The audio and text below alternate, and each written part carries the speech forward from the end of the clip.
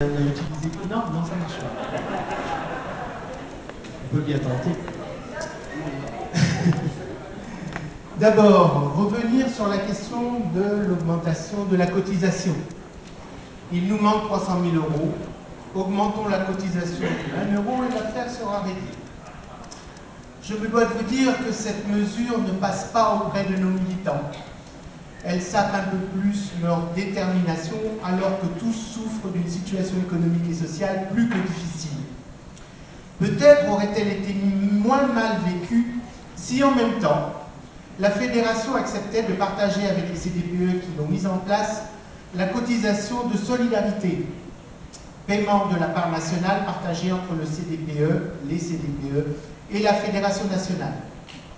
Nous attendons sur cette question une réponse volontaire et adaptée de la part de la Fédération, autre que assumer les décisions que vous prenez, qui a été la réponse que nous avions reçue en tribune il y a à peu près 2 ans. Nous disons que la FCPE ne peut se passer de ses adhérents.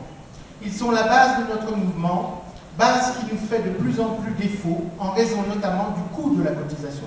Pas uniquement, mais notamment. Après les couleurs pour l'école, texte auquel nous avons participé, et adopté malgré une certaine déperdition sur la force des idées pour des raisons de recherche d'un large consensus, nous voilà à devoir adopter le projet éducatif sans un débat final permettant de corriger un texte trop brouillon, manquant singulièrement de la force politique nécessaire à un texte fondateur, devant servir à nos militants. Un tel texte doit être rédigé dans l'optique qu'il soit lisible par tous et donc porteur des valeurs et des exigences des militants.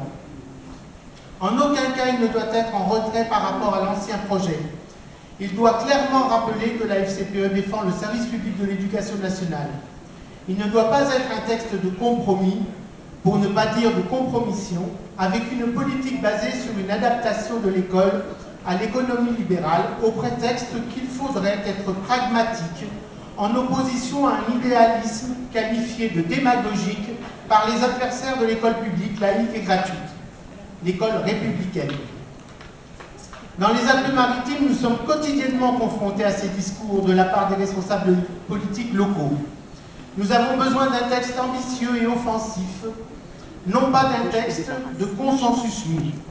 Si nous devons nous attacher à ce qui nous unit plutôt qu'à ce qui nous divise, comme le disait si justement Jean-Jacques ce matin, en aucun cas cela ne doit se faire sur la base de renoncements majeurs sur nos valeurs et notre ambition au bénéfice de notre jeunesse.